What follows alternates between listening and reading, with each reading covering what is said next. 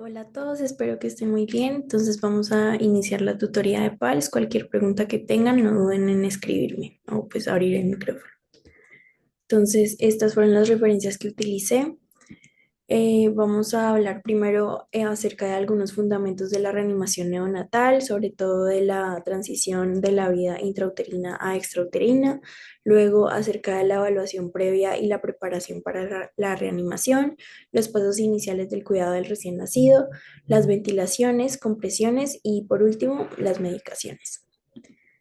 Entonces, para hablar un poco acerca de los fundamentos de la reanimación neonatal, debemos tener en cuenta que la mayoría de recién nacidos realizan la transición a la vida extrauterina sin necesidad de alguna intervención por parte del personal de salud.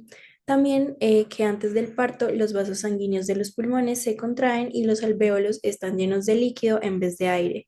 Y a medida que el bebé va respirando por sí solo, pues se va haciendo como este intercambio hasta que los alvéolos se llenan de aire. Suele necesitarse reanimación neonatal cuando se produce una insuficiencia respiratoria, ya que pues esta va a interferir como tal en el intercambio de oxígeno con dióxido de carbono. El paso más importante y eficaz de la reanimación neonatal va a ser la ventilación. Muy pocos recién nacidos necesitan compresiones o medicación. Van a ser aproximadamente de 1 a 3 por cada 100, por cada 1000 nacidos. Y por último, pues es fundamental el trabajo en equipo, el liderazgo y la comunicación para que la reanimación neonatal pues sea exitosa. Entonces, para hablar un poco acerca de la fisiología de la transición, debemos tener en cuenta que antes del parto, los pulmones del feto se llenan de líquido en vez de aire, entonces pues no van a poder participar en el proceso de intercambio gaseoso. La sangre oxigenada del feto va a abandonar la placenta a través de la vena umbilical, que es la que vemos acá en la imagen. Importante tener en cuenta que la mayor parte de la sangre oxigenada que regresa al feto desde la placenta por medio de esta vena umbilical va a fluir por el foramen oval o el conducto arterial sin pasar por los pulmones, teniendo así o pues generando lo que se conoce como una derivación de derecha a izquierda, es decir, de corazón derecho a corazón izquierdo sin necesidad de llegar a los pulmones. Es por esto que se conoce lo que es la saturación preductal, es decir, antes del ductus arterioso. Y es por esto que en los recién nacidos se toma la saturación, sobre todo en la extremidad derecha, ya que pues es antes de que la sangre pase al corazón izquierdo. Y por último, en útero, pues esto permite que la sangre más oxigenada fluya directamente a los dos órganos como más importantes, que son el cerebro y el corazón del feto. Listo. Después del parto se debe producir una serie de eventos para que la transición de la circulación fetal a la neonatal se efectúe correctamente. Entonces, como mencionaba, inicialmente en el nacimiento, los pulmones del feto van a estar llenos de líquido y cuando se produce la primera respiración, empieza a ingresar aire hasta que a medida que aumentan las respiraciones, el alvéolo ya no va a tener aire, ya no va a tener líquido, perdón, sino va a estar lleno de aire. Entonces, el aire de los pulmones hace que los vasos pulmonares que se habían contraído se relajen para que pueda así pues fluir la sangre a los pulmones y llegar hasta la parte más pequeña que serían los alvéolos. Listo. Es importante saber cuando un recién nacido no tiene una buena transición o una transición normal a la vida extrauterina. Esto se va a dar cuando los órganos del bebé no reciben suficiente oxígeno, por lo cual se va a acumular ácido en los tejidos y va a generar la contracción de los vasos sanguíneos del bebé. Lo que ocurre es que por un tiempo hay como un reflejo de supervivencia por parte del cuerpo del recién nacido que va a mantener el flujo sanguíneo hacia el corazón y al cerebro del bebé, pero pues esto no va a ser como suficiente para suplir todas las necesidades, entonces eventualmente pues eh, van a surgir complicaciones adicionales. Entonces, ¿cómo cuándo debemos pensar que el bebé tuvo una transición anómala? Primero, cuando tiene respiración irregular, cuando tiene apnea o taquipnea. Segundo, cuando tiene o bradicardia o taquicardia. Tercero, cuando tiene falta de tono muscular, ya sea pues una atonía completa o simplemente disminución de este tono. También cuando presenta palidez o cianosis, cuando tiene saturación de oxígeno baja, hay que tener en cuenta unos objetivos de saturación que más adelante les voy a mostrar, que dependiendo de los minutos que lleva el bebé pues de vida, tiene como una meta de la saturación de oxígeno, ya que pues al primer minuto de vida el bebé no va a estar saturando 90% y pues esto no es que esté mal, sino que lo importante es que a medida que vayan pasando los minutos, esa saturación vaya aumentando. Y por último, la presión arterial baja. Entonces, en cuanto a la evaluación previa y la preparación para el nacimiento, lo primero que debemos tener en cuenta son esta lista de factores de riesgo perinatales que aumentan la probabilidad de que se necesite reanimación neonatal a la hora del nacimiento. Entonces, lo primero van a ser los factores de riesgo prenatales, que pues ya al momento de ingresar a sala de partos ya debemos tenerlos súper claros. Entonces, primero, la edad gestacional menor a 36 semanas o mayor o igual a 41 semanas. También la preeclampsia o eclampsia, hipertensión materna, gestación múltiple, anemia fetal, pues por parte de la madre. Em, También oligohidramnios o polihidramnios, que serían pues la cantidad aumentada o disminuida de líquido amniótico, hidropesía fetal, macrosomía fetal, restricción del crecimiento intrauterino, deformaciones o anomalías fetales significativas y la falta de cuidado prenatal. Y ya siguiendo con los factores de riesgo intraparto, tenemos el parto por cesárea de emergencias, el parto instrumentado, el parto en posición podálica u otra anomalía, como por ejemplo la distosia de hombros, que también la tenemos acá, el patrón de frecuencia cardíaca fetal de categoría 2 o 3, eso es de la ACOC, que es dependiendo pues de la monitoría fetal que se hace pues en el embarazo. Si se tiene alguna alteración, se va a clasificar como ACOG 2 o 3 dependiendo pues de la gravedad. Entonces es importante tener eso en cuenta. También la anestesia materna general, terapia materna con magnesio, desprendimiento prematuro de placenta, hemorragia intraparto, corioamnionitis, que es la infección del líquido amniótico, opiáceos administrados a la madre dentro de las 4 horas antes del parto, ya que este tipo de medicamentos tiene la capacidad de atravesar la placenta, pudiendo llegar a afectar al bebé o de producirle algún efecto secundario, el líquido amniótico tenido por meconio y por último el prolapso del cordón umbilical. Entonces, aparte de tener en cuenta estos factores de riesgo, debemos hacernos 4 preguntas antes del nacimiento. La primera es la edad gestacional prevista, pues tener en cuenta si el bebé tiene menos de 36 semanas, pues para tener listos como todos los implementos que se puedan llegar a necesitar para la reanimación. También el color del líquido amniótico, los factores de riesgo adicionales a esta lista pues ya mencionada y cuál es el plan de manejo del cordón umbilical, es decir, si se va a hacer un pinzamiento temprano o tardío, dependiendo de, pues también de cuántas semanas tenga el bebé, de alguna patología materna de base, por ejemplo VIH, y pues dependiendo de eso se decide si pinzar el cordón apenas nazca o el pinzamiento tardío, que sería cuando el cordón umbilical deja de latir, que es más o menos 2 minutos después del nacimiento. Listo. En cuanto a los suministros y equipos necesarios, pues como vemos es una lista bastante extensa que podemos agrupar en 6 categorías. Entonces la primera es el calor. Entonces primero el calentador radiante, que es este instrumento, por decirlo así, que va a estar presente en absolutamente todas las salas de parto en caso pues de que se llegue a necesitar para la reanimación y para la adaptación neonatal en general. También toallas o mantas calientes, que es con lo que vamos a recibirle al recién nacido al ginecólogo. También el sensor de temperatura y su funda para una reanimación prolongada, el gorro que realmente se va a poner al final, la bolsa o envoltorio de plástico para recién nacidos que tengan menos de 32 semanas de gestación, ya que en aquellos que que nacen antes de las 32 semanas, no queremos que pierdan humedad, entonces no se van a secar, sino que se van a meter inmediatamente en este envoltorio, pues bolsa de plástico, para mantener como esa temperatura corporal que ya tienen. Y el colchón térmico también para menores de 32 semanas de gestación. Para despejar la vía aérea vamos a tener la perilla de succión, que es esta.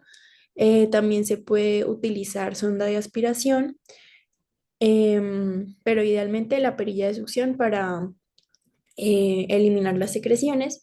Y también podemos encontrar aspirador traqueal, pues para la auscultación, el fonendo, para la ventilación, un flujómetro ajustado a 10 litros por minuto, mezclador de oxígeno ajustado a una FIO2 de 21% o de 21 a 30% si el recién nacido es pretérmino.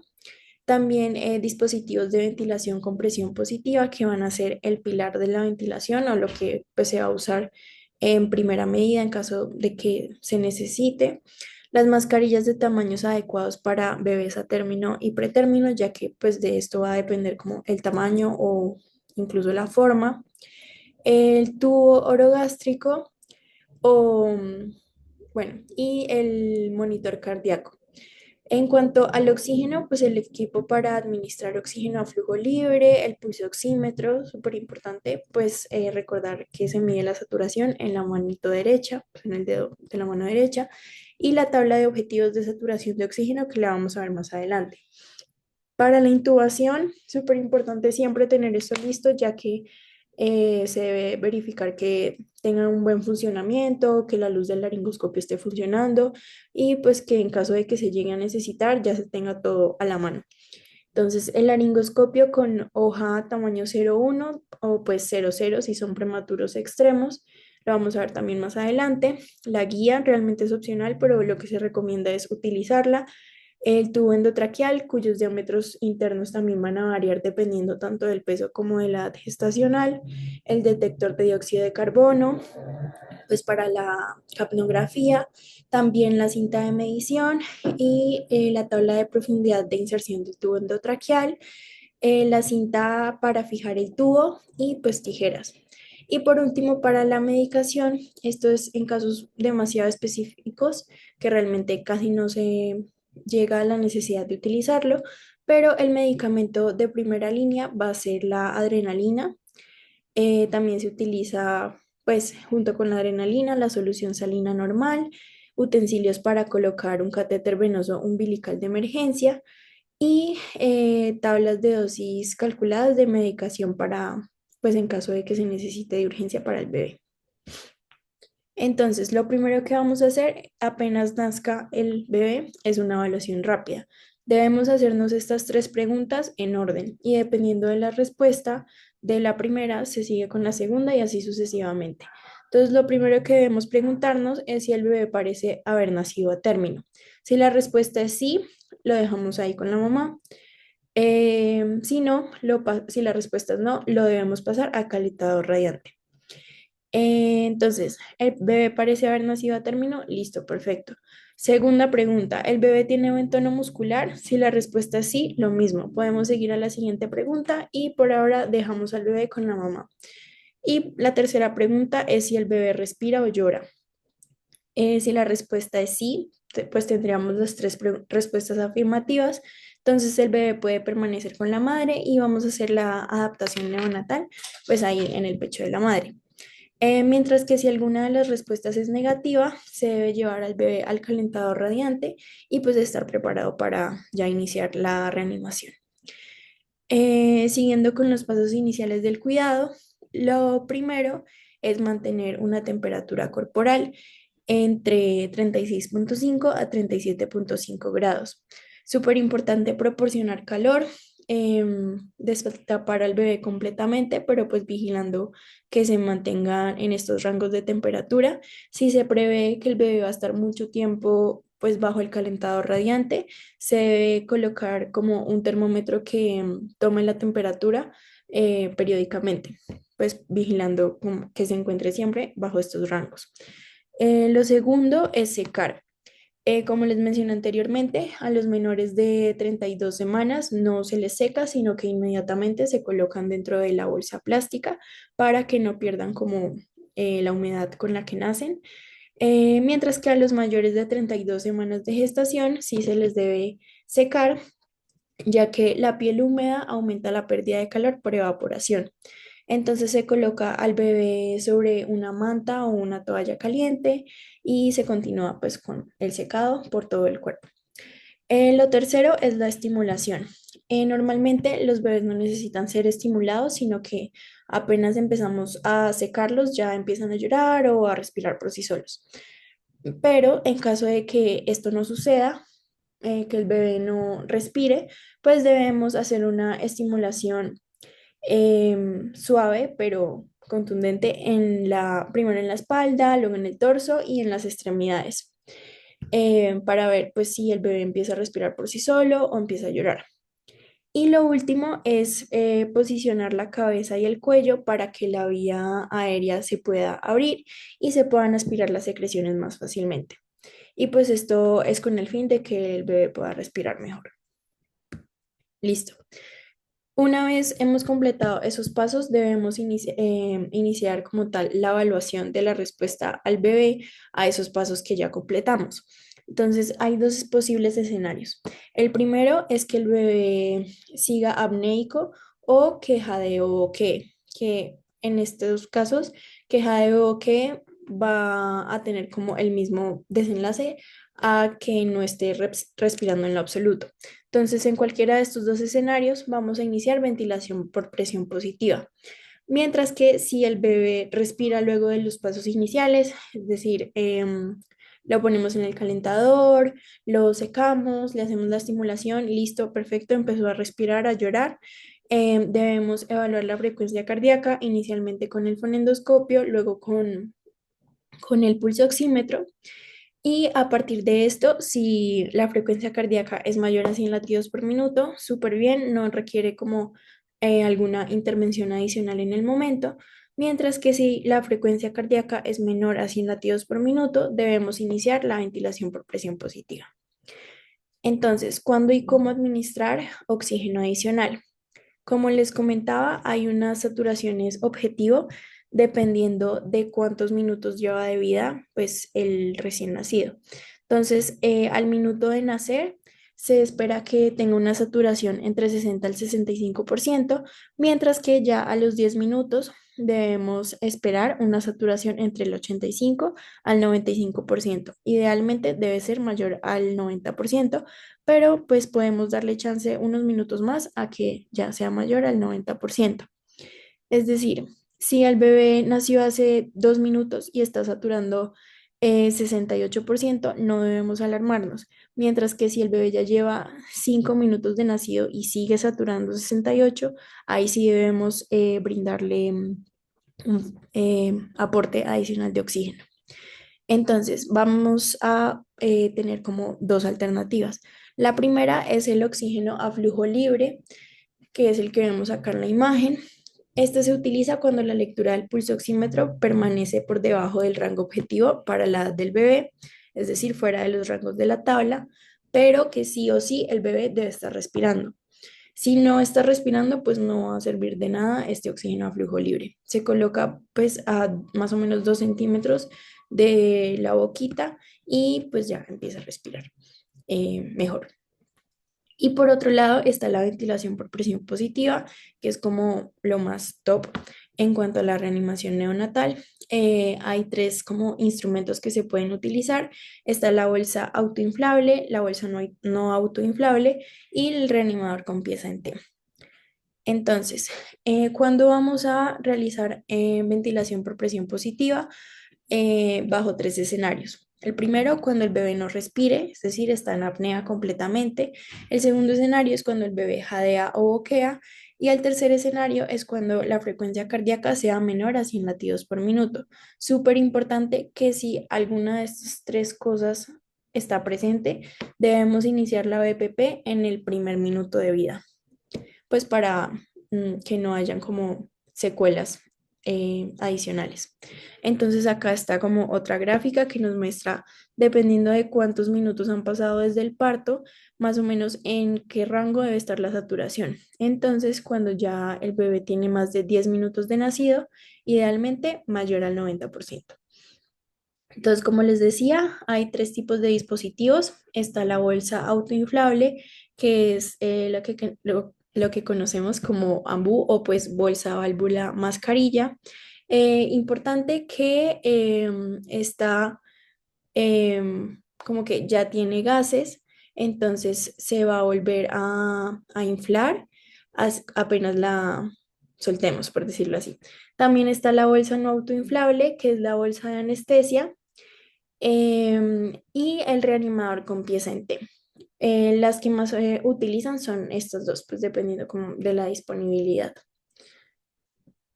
Listo. Entonces, ¿cómo nos vamos a preparar para iniciar la BPP? Primero, posicionar al bebé, idealmente en posición de olfateo, es decir, hacer una hiperextensión del cuello, haciendo que los ojos del bebé queden en línea recta hacia el techo. Y pues esto es con la intención de aumentar el tamaño como tal de la vía aérea y que sea más fácil retirar las secreciones. También es importante la posición de la máscara, creando un sello hermético, pues para que no se salga, para que no haya fuga de aire por los lados y pues que sea una ventilación efectiva. Entonces, primero vamos a colocar la mascarilla en el mentón y posteriormente la vamos a subir hasta que cubra boca y nariz. Y pues vigilamos el buen sello, que se puede utilizar el de C o el de E. Hay que tener en cuenta unas precauciones como lo son no empujar la mascarilla sobre el rostro del bebé ni bloquear los pasajes nasales, no apoyar la mano sobre los ojos del bebé, no comprimir el tejido blando del cuello del bebé. Recordemos que pues son seres humanos muy pequeños y muy frágiles.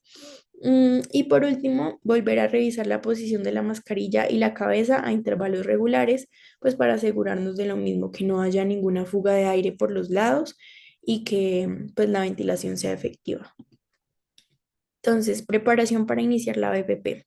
¿Qué concentración de oxígeno vamos a utilizar? Para los mayores de 35 semanas de gestación se utiliza una FiO2 del 21% y para los menores de 35 semanas de gestación se puede utilizar una FiO hasta del 30%, no pasarse del 30%. La frecuencia de ventilación va a ser con la siguiente secuencia: ventilo 2-3 o pues ventilar 2-3, ventilar 2-3, ventilar 2-3, procurando tener una frecuencia de 40 a 60 ventilaciones por minuto. Y se va a utilizar una presión positiva con una PIP, que es la presión inspiratoria máxima de 20 a 25 centímetros de agua. De igual manera, o sea, a medida que hacemos un paso, debemos evaluar cómo es la respuesta del bebé. Entonces, una vez empezamos la BPP, debemos evaluar si el bebé respondió de manera adecuada o no. Entonces, el indicador más importante para ver si la BPP fue efectiva o no es el aumento de la frecuencia cardíaca. Idealmente, la frecuencia cardíaca del bebé debería comenzar a aumentar a los 15 segundos de iniciada la BPP. Y también la frecuencia cardíaca debería ser mayor a 100 latidos por minuto a los 30 segundos de iniciada la BPP. Entonces hay dos posibles escenarios. El primero es que en efecto la frecuencia cardíaca empieza a aumentar después de los 15 segundos. Entonces en ese caso se sigue con la BPP. Y después de 30 segundos de BPP se vuelve a controlar la respuesta mirando pues el movimiento torácico y la frecuencia cardíaca. Por otro lado, si la frecuencia cardíaca no comienza a aumentar después de los primeros 15 segundos de haber iniciado la BPP, se debe evaluar el movimiento del tórax. Si el tórax se mueve, se continúa con la BPP. Una vez pasan 30 segundos de iniciada la BPP con el movimiento torácico, se controla la respuesta. Mientras que si evaluamos el movimiento del tórax y el tórax no se mueve, debemos realizar los pasos correctivos que vamos a ver a continuación. Entonces, ¿cuáles son los pasos correctivos de la ventilación? Para esto, crearon esta mnemotecnia que es el Mister Sopa. Entonces, el Mister hace referencia, la M, pues a la mascarilla, entonces a realizar un ajuste de la mascarilla. que pues el sello hermético esté bien, que no haya ninguna fuga de aire y pues en la R, que se hace como simultáneamente, se reposiciona la posición de la cabeza y el cuello. Se puede poner inicialmente en posición neutra y una vez está en posición neutra se vuelve a reposicionar a la posición de olfateo. Una vez terminamos el mister, debemos evaluar si pues el error estaba aquí o no. Entonces, ¿cómo hacemos esto? Hacemos 5 ventilaciones y vemos si se infla, por decirlo así, el tórax o pues si hay movimiento torácico o no. Si hay movimiento torácico, listo, súper bien. Podemos terminar aquí los pasos correctivos y seguir con la BPP o ya en caso de que pasen 30 segundos y todo bien, ya suspenderlo. Mientras que si hacemos el mister, hacemos las 5 ventilaciones y no se expande el tórax, debemos seguir con la siguiente parte de los pasos, pues con el siguiente paso correctivo. Entonces, seguiría la S, que es suction. Se deben aspirar pues las secreciones de boca y nariz con la perilla de succión o con la sonda de aspiración. Y pues se le abre la boca al bebé, se le puede introducir el dedo meñique, pues para ver que no tenga como alguna secreción adicional o que no tenga restos de meconio o lo que sea. Y ya, entonces una vez terminamos el SO, lo mismo, volvemos a hacer 5 ventilaciones y se evalúa el movimiento torácico. Si hacemos las 5 ventilaciones y vemos que se expande el tórax, listo, súper bien, podemos seguir con la BPP normal. Mientras que si hacemos las 5 ventilaciones y el tórax no se expande, debemos continuar con el siguiente paso correctivo, que sería la P de pressure. Entonces, aumentar la presión, pues aumentando los centímetros, pues la PIP de centímetros de agua.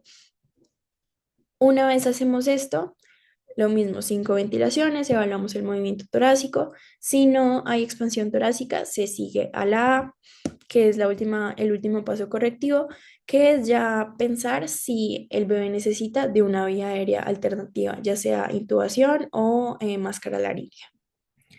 Entonces, ¿qué hacer después de 30 segundos con BPP que ventila los pulmones? Es decir, que sabemos que la BPP está siendo efectiva. Pues miramos la frecuencia cardíaca. Entonces, lo ideal es que esté mayor a 100 latidos por minuto. Si está mayor a 100 latidos por minuto es porque la ventilación fue exitosa, entonces se sigue con la misma frecuencia de 40 a 60 ventilaciones por minuto, se controla el movimiento torácico, la frecuencia respiratoria, perdón, la frecuencia cardíaca y el esfuerzo respiratorio, que la expansión sea asimétrica, que no vuelva a jadear o boquear, etc. El segundo escenario es que la frecuencia cardíaca esté entre 60 a 100 latidos por minuto.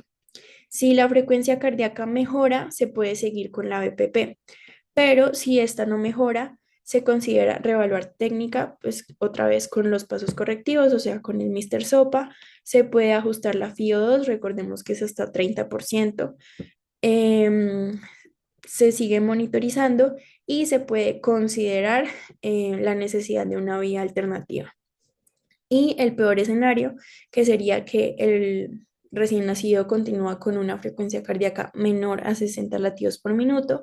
Acá se debe reevaluar la técnica, ajustar la FIO2, monitorizar y ya se considera que necesita sí o sí de una vía alternativa.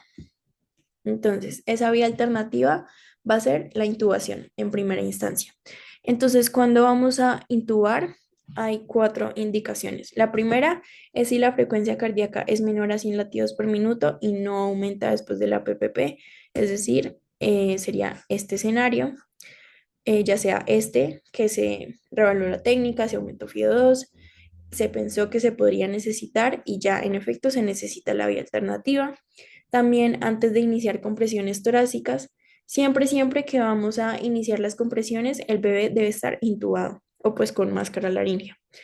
La tercera es si la tráquea se encuentra obstruida por secreciones espesas que no pudimos retirar ni con el meñique, pues introduciéndola a la boca del bebé, ni con la perilla de succión, ni con la sonda de aspiración. Y por último, en casos donde se prolongue mucho la BPP, pues tiene mayor riesgo de deterioro, entonces se va a preferir tener una vía aérea pues más segura. ¿Qué vamos a necesitar para la intubación? Primero, el laringoscopio. Se van a utilizar siempre la hoja recta, que es la hoja Miller, tanto para neonatos como en general para eh, la pediatría. Esto es en general por la anatomía de la vía aérea pediátrica que tiene pues una forma diferente a la de los adultos, entonces se prefiere pisar la epiglotis con la hoja recta y pues se intuba con mayor facilidad. Se va a utilizar la hoja número 00 para prematuros extremos, número 0 para prematuros y número 1 para recién nacidos a término. También se necesita, pues, obviamente, el tubo endotraqueal. El tamaño del tubo o pues su diámetro interno, como les había mencionado anteriormente, va a depender tanto del peso como de la edad gestacional. Entonces acá es como la tabla de guía. También el detector de CO2 para ver si la intubación fue exitosa y pues evaluar la capnografía. También la tabla de inserción del tubo, que más adelante vamos a ver a qué se refiere esto. Pues hay como dos formas, hay una tabla también como dependiendo del peso y de la edad gestacional, o también hay otra manera de hallarlo en caso de que no se tenga la tabla, que es la distancia desde el tabique nasal hasta el trago de la oreja. Se mide esa distancia y se suma 1 centímetro y esa es la distancia que se debe introducir el tubo, pero pues es más práctico como tener la tabla y ya. Y pues la guía o pues el estilete. También hay otros implementos que también ya habíamos mencionado, como lo son la cinta el, para fijar el tubo, las tijeras, etcétera. Entonces acá podemos ver como todo lo que podamos llegar a necesitar. Importante tener los distintos tamaños del tubo, ya que pues puede tener, no sé, 35 semanas de gestación, pero sea un bebé grande. Entonces se puede llegar a utilizar el tubo para recién nacidos a término, que sería el de 3,5 o pues la hoja de 3, perdón, la hoja 1.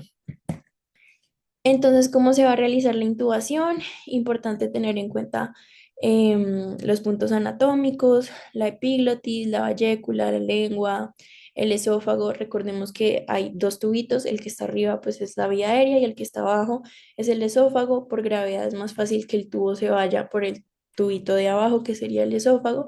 Entonces, súper importante pues verificar que esto no pase.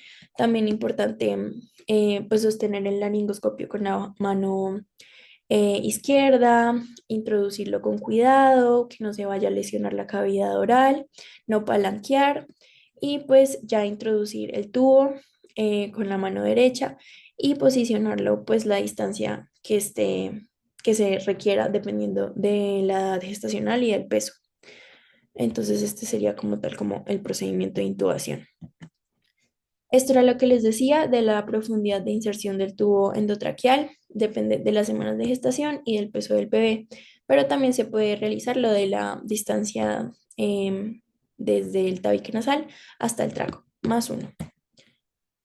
Ya pasando a las compresiones torácicas, que son en casos como muy raros. Este se va a indicar únicamente si la frecuencia cardíaca es menor a 60 latidos por minuto después de al menos 30 segundos de BPP que insufla los pulmones. Que veamos que pasan 30 segundos de BPP en los que haya movimiento torácico. La otra indicación es 30 segundos de ventilación a través de vía alternativa, que pues ya sabemos que la FIO2 está al 100%, que la vía aérea pues está segura y que esa frecuencia cardíaca no aumente. Entonces sí o sí se necesita como un apoyo adicional. Entonces se requieren pues de las compresiones torácicas. ¿Cómo lo vamos a hacer? Nos vamos a posicionar en la cabecera del paciente, lo vamos a, pues, a rodear con nuestras manos y vamos a colocar los pulgares en el tercio inferior del esternón, los pulgares en el centro del esternón y empezamos a hacer presión a una profundidad de 1/3 del diámetro anteroposterior del tórax. Y se debe controlar esa frecuencia cardíaca cada 60 segundos. Se van a realizar 90 compresiones por minuto a una relación compresión-ventilación de 3:1 durante cada ciclo de 2 segundos. Entonces se va a hacer con la siguiente como técnica. Uno y 2 y 3 y ventilo. Uno y 2 y 3 y ventilo. Y así sucesivamente. Em, ¿Qué les iba a decir? Ah, bueno, súper importante, pues comprimir el tórax cada vez, le digo, pues uno y dos y tres. Y cuando digo ventilo, no voy a separar los pulgares del tórax del bebé, sino que los voy a dejar ahí como pegados a la piel, solo que sin presionar. Hay una mnemotecnia que es cardio, que es para, pues reúne unas preguntas que se deben realizar cuando ya estamos comprimiendo y la frecuencia cardíaca no mejora. Entonces, la primera que es chest, hay que mirar si hay movimiento torácico con cada ventilación. La A, que es airway, verificar que pues la vía aérea esté súper bien asegurada con el tubo o con la mascarilla laringea. Rate, que la frecuencia sea de 3 compresiones a una ventilación cada 2 segundos. Depth, que la profundidad sea de 1/3 del diámetro a P, lo que ya les mencioné. Y por último, el oxígeno inspirado, que pues asegurarse que la FiO2 esté al 100%. Y ya por último, la medicación. El medicamento que se va a utilizar, pues el medicamento de elección va a ser la adrenalina a una concentración de 0,1 miligramos por mililitro o 1 miligramo por 10 mililitros. Este se va a indicar en únicamente casos demasiado específicos, casos aún más raros. Es súper raro que un recién nacido llegue a necesitar medicación, pues al momento de nacer. Entonces, las indicaciones son estas dos, que es cuando la frecuencia cardíaca continúe siendo menor a 60 latidos por minuto después de haber aplicado la BPP que sea efectiva, es decir, que infle los pulmones por al menos 30 segundos, o cuando la frecuencia cardíaca continúa siendo menor a 60 latidos por minuto después de que se intubó y que ya se hicieron 60 segundos de compresiones torácicas coordinadas con la ventilación, que pues en este caso sería intubado o pues con máscara laringia. ¿Qué vía vamos a utilizar? Idealmente intravenosa, pues a través de la vena umbilical, para pues garantizar como que empiece a actuar el medicamento más rápido. También se puede utilizar la vía intraósea, pero lo que les digo, la vía preferida siempre va a ser la intravenosa. También se puede utilizar la vía endotraqueal, pero esto va a ser solo mientras se establece el acceso, ya sea intravenoso o intraóseo. Se va a preparar en una jeringa de 1 mililitro y se prepara un bolo de solución salina de 3 mililitros.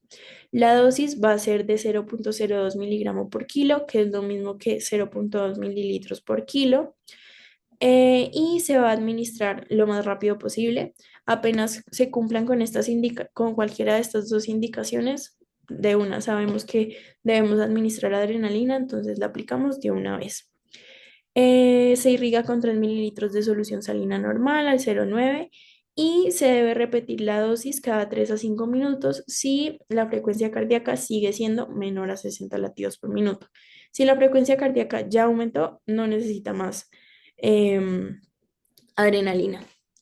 Y ya, eso sería todo. Acá está pues todo el algoritmo para que lo tengan en cuenta, que lo tengan a la mano. Estos son todos los pasos que se deben realizar. Súper importante que todo debe ser muy rápido, pero no pasar de alto ningún ítem, porque puede ser pues muy importante. También está la tabla de saturación, pues de los objetivos de saturación, qué hacer en caso de que la frecuencia cardíaca continúe siendo menor a 100 o ya sea menor a 60, si ya se necesitó intubar, si ya se necesitó empezar las compresiones o en último caso, pues la medicación. Y ya eso sería todo. Me pueden preguntar cualquier cosa. Acá en este link está pues el resumen tanto de NALS como de adaptación neonatal, por si lo quieren revisar. Y eso sería todo. Muchas gracias.